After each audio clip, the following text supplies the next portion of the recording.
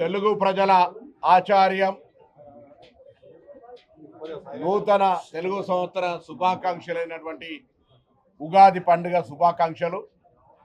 కరీంనగర్ ఉమ్మడి జిల్లా కాంగ్రెస్ పక్షాన అందరికీ ప్రజలంతా సుఖ సంతోషాలతో రాష్ట్ర వ్యాప్తంగా జిల్లా వ్యాప్తంగా సమృద్ధిగా వర్షాలు పడి పాడి పంటలతో ఆయుర ఆరోగ్యాలతో సుఖ సంతోషాలతో ఉండాలని ఈ ప్రజల ఆశీర్వచనంతో ఎన్నికైనటువంటి ప్రజాపాలన ప్రభుత్వంలో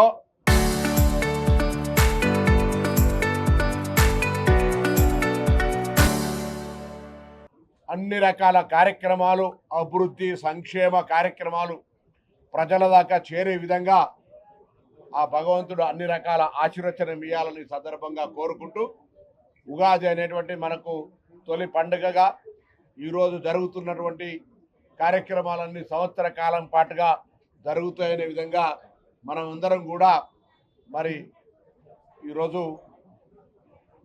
మనకు ఉండబడేటువంటి సాంప్రదాయాన్ని పాటించి పోతూ ఉంటాం. ఈ సందర్భంలో తప్పకుండా ప్రజల ఆశీర్వచనంతో ఎన్నికైనటువంటి ఈ ప్రభుత్వం ప్రజల సంక్షేమం కొరకు కృషి చేస్తుంది. ఎవరెన్ని మాట్లాడినా ఎవరెన్ని చేసినా ఇది ప్రజల కోసం ఇప్పటికే పేదలకు సంబంధించిన అనేక కార్యక్రమాలు చేస్తూ ఉంది.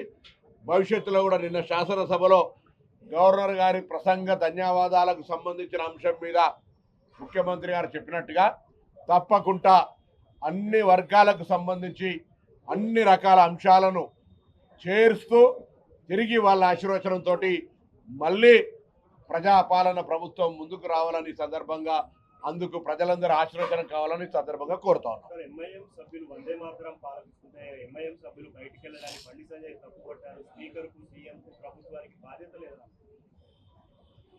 వారు కేంద్ర హోంశాఖ మంత్రి, వారు తప్పకుండా వారి ఆలోచన విధానాన్ని లిఖితపూర్వకంగా ఇవ్వచ్చు, లేదా శాసనసభ స్పీకర్ గారికి కూడా దృష్టికి తీసుకుపోవచ్చు. ఊరికే ప్రెస్ కాన్ఫరెన్స్ చేసి ఒక భావోద్వేగాలకు సంబంధించిన అంశం మీద ఎవరైనా జాతీయ గీతాన్ని గౌరవించాల్సింది. జాతీయ గీతాన్ని గౌరవించకుండా ఉంటే ఎవరు నాట్ కరెక్ట్. కానీ అక్కడ జరుగుతున్నటువంటి అంశం వారందరూ కూడా జాతీయ గీతాన్ని ఆలాపన చేస్తూ చూస్తుంటారు. ఎవరు ఉంటుండ్రు పోతున్నారు అనేటువంటిది ఎవరు చూసేది ఉండదు. అట్లా మీరు గమనించినట్టయితే తప్పకుండా అందుకు సంబంధించిన అంశాన్ని శాసనసభ పరిధిలో అంశం కాబట్టి మరి మీ పార్టీ నాయకత్వం ఉంది, ఆ అంశానికి సంబంధించి సభ పది దృష్టికి తెమ్మని కోరుతాను. మూసీ ప్రక్షాళన విషయంలో కాంగ్రెస్ పార్టీ చేస్తున్న చర్యలు గాడ్సే ప్రభుత్వం అని చెప్పాడు. ఇలా గాంధీ ప్రభుత్వం కాదు, మీది గాంధీ ఆత్మ క్షోభిస్తుంది. చూడ మేమేమో ఇలా ఉగాది ఎవరిని విమర్శించకుండా అంతా సహృద్భావంగా మంచిగా జరగాలని కోరుకుంటా ఉన్నాం. మేము ఎవరు గాడ్సేలో ఎవరు గాంధీలో గాడ్సే వారసులే గాంధీ వారసులను గాడ్సే వారసులు అంటే అది వారి విజ్ఞత. మేము ఇలా గాంధీకి సంబంధించినటువంటి స్మృతివనం పెడతామంటే ఒకవైపు విమర్శ చేస్తూనే అందుకు సంబంధించిన ఆటంకాలు కలిగిస్తూనే తిరిగి గాడ్సేగా అభివర్ణిస్తూ ఉన్నారు. వాస్తవంగా ఆంగ్లేయులకు వ్యతిరేకంగా స్వతంత్రం కావాలని 30 సంవత్సరాలు పోరాడినటువంటి గాంధీ తాతను జాతిపితను ఒక దెబ్బ కొట్టడం కానీ ఎక్కడా హింసించేటటువంటి ఆంగ్లేయులు ఉంటే స్వాతంత్రం వచ్చిన కొద్ది రోజుల్లోనే తుపాకీ పెట్టి కాల్చి చంపినటువంటి గాడ్సే వారసులు వాళ్ళు. ఇది జాతిపితకి ఇచ్చినటువంటి గౌరవం. వాళ్ళు జాతిపితకి గాడ్సేకు సంబంధించి మాట్లాడితే ఇలా గాడ్సే వారసులుగా ఈ భారతదేశం లోపల విభజించి పాలించు అనేటువంటి మతతత్వ వాదానికి మాత్రమే ప్రతిక చేస్తూ ఉన్నారు. కాంగ్రెస్ పార్టీ అన్ని మతాలకు, అన్ని కులాలకు, అన్ని ప్రాంతాలకు నెహ్రూ గారి నుంచి మొదలుపెట్టుకుంటే ఈరోజు భారతదేశం విద్య, వైద్య, ఇరిగేషన్ రంగాల్లో ప్రపంచంతోటే పోటీ పడే విధంగా ఉంది అంటే వారు ఇచ్చినటువంటి ప్రణాళికలు.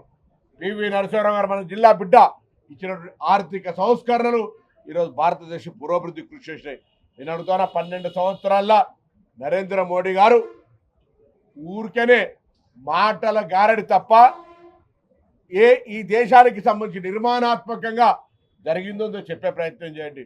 అందులో తెలంగాణ బిడ్డగా, తెలంగాణ ఉద్యమకారుడిగా, తెలంగాణ ప్రజలకు సంబంధించి తెలంగాణ ప్రయోజనాలకు సంబంధించి, తెలంగాణ నిర్మాణానికి సంబంధించి గత బడ్జెట్లల్లో భారతీయ జనతా పార్టీ ఎందుకు నిర్లక్ష్యం వహించింది, భారతీయ జనతా పార్టీ తెలంగాణ పట్ల ఎందుకు వివక్ష చూపెడతా ఉంది, భారతీయ జనతా పార్టీకి ఎందుకు తెలంగాణ అంటే కోపము, నరేంద్ర మోడీ గారు సాక్షాత్తు పార్లమెంటులో తెలంగాణ విభజన అపహాస్యం చేసినటువంటి మాట్లాడిన సందర్భంలో మరి తప్పకుండా ఈరోజు జవాబు చెప్పాల్సిన పరిస్థితి వస్తుందని ముందే వాళ్ళు బట్టగాల్సి మీద వారేసే ప్రయత్నం చేస్తూ ఉన్నారు.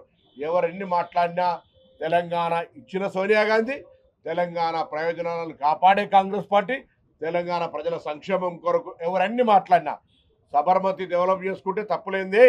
ఇలా మూసీకి సంబంధించినటువంటి వీళ్ళు బేసిక్గా మూసీని వ్యతిరేకిస్తా ఉన్నారా, మూసీలో నిర్వాసితులయ్యే వారికి న్యాయం జరగాలని కోరుతారా, ఒక క్లారిటీ అవసరం ఉందనే మాటని సందర్భంగా తెలియదు. హైదరాబాద్ ఇన్ఛార్జి మంత్రి కదా, మీకు కూడా చెప్పారు బండి సంజయ్ గారు, సబర్మతి రివర్ ఫ్రంట్ ను మేము డెవలప్ చేసాము, మీరు వెళ్ళి చూసి రండి. పోయొచ్చినాం, వారు చెప్పేది అవసరం లేదు. ఇంప్లిమెంట్ చేయమంటున్నారు. వారు నేను అక్కడికి పోయొచ్చినా, అక్కడ కాదు సౌత్ కొరియా సియోలు కూడా పోయొచ్చినాము, అక్కడ కూడా పునరావాసం జరిగింది, ఇక్కడ కూడా పునరావాసం జరుగుతుంది.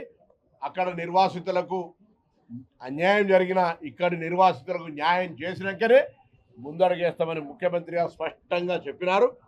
ఎక్కడ కూడా నిర్వాసితులకు ఊరికేనే మసిబూసి మారేడుకాయ చేసి ప్రాజెక్టును అప్రతిష్ట పాలు చేయాలనే ప్రయత్నం చేస్తారు తప్ప ఏ ఒక్క నిర్వాసితుడికి అన్యాయం చేసే ఆలోచన లేదు. 2013 భూసేకరణ చట్టం కావచ్చు, లేదా అక్కడ ఉండబడే నిర్వాసితులకు కావచ్చు, అందులో మూసీ కంపున ఉన్నటువంటి వాళ్ళందరికీ కూడా పేదలకు మంచి జీవనాన్ని అందించేటువంటి ఆలోచనతోటే ఈ ప్రభుత్వం పోతా ఉంది. అబద్ధాల పునాదుల మీద ఆందోళన కలిగేసే ప్రచారాన్ని మానుకొని తెలంగాణ నుంచి ప్రాతినిధ్యం వహిస్తున్నటువంటి బండి సంజయ్ గారు కానీ, కిషన్ రెడ్డి గారు కానీ, తెలంగాణ 10 సంవత్సరాలు పాలించినటువంటి టీఆర్ఎస్ పార్టీ ఈరోజు తెలంగాణ అభివృద్ధికి సహకరించాలని కోరుతాను. ఇప్పుడు అది కాంగ్రెస్ పార్టీ నాయకత్వం నిన్న కూడా మా సహచార మంత్రి చెప్పినారు, పార్టీ నిర్ణయం తీసుకుంటుంది. ఎవరు కూడా పార్టీ విడిచిపెట్టుకోవాలని కోరుకోరు. సీఎం గారు తొక్కుకుంటూ వచ్చిన కామెంట్స్ మీద కూడా బండి సంజయ్ మాట్లాడి కాంగ్రెస్ లో సీనియర్లనే తొక్కి ఆయన సీఎం అయ్యారు, తొక్కుకుంటూ రావడం ఏంటి అని చెప్పేసి.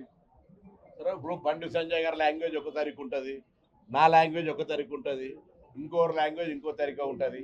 బండి సంజయ్ గారు కూడా పాపం భారతీయ జనతా పార్టీలో చాలామంది సీనియర్లు ఉండరు. పాపం ఏం కాకుండా కూడా వాళ్ళ వయసు దాటిపోయినటువంటి వాళ్ళ పరిస్థితులలో కార్పొరేటర్గా అదృష్టం కలిసి వచ్చినా, మీరు ఇంకొకరు తొక్కుకుంటూ వచ్చినా, ఏదైనా కారణం కావచ్చు, మీరు రాష్ట్ర అధ్యక్షుడు కాగలిగినారు, ఈరోజు రాష్ట్ర ఆల్ ఇండియా ప్రధాన కార్యదర్శి కాగలిగినారు, ఎంపీగా అయినారు, కేంద్ర మంత్రి అయినారు. అది మీ అదృష్టం. దానికి సంబంధించి మీరు తొక్కుకుంటూ వచ్చిరా, లాంగ్వేజ్ వాడతారా, ఇంకోటి మీ ఇష్టం. వారు కూడా అవును, కాంగ్రెస్లో చాలామంది సీనియర్లు ఉన్నప్పటికీ వారికి అదృష్టం, వారు ఆ విధంగా మరి పిసిసి అధ్యక్షులైనారు, పార్లమెంటు సభ్యులైనారు, ముఖ్యమంత్రి అయినారు. సో ఇది వారు ఎవరెవరు లాంగ్వేజ్ టర్మినాలజీ, ఒకరు మతం అంటారు, ఒకరు దేవుడు అంటారు, ఒకరు గాడ్సే అంటారు, ఒకరు గాంధీ అనేది ప్రజాస్వామ్యం.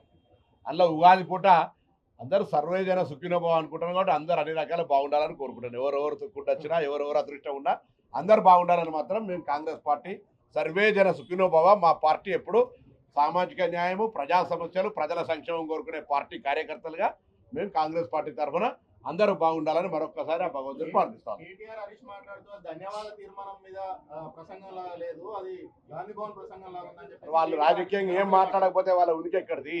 ఏదైనా మాట్లాడకపోతే వాళ్ళ ఎగ్జిస్టెన్స్ ఉండదు కదా. ఏదో ఒక విమర్శ చేయకుండా అవునవును భజన తాలి చప్పట్లు కొడితే వాళ్ళను ప్రజలు హర్షించారు కదా. ఏదో ఒకటి మాట్లాడాలా, మాట్లాడతారు, అది వాళ్ళ డ్యూటీ అది.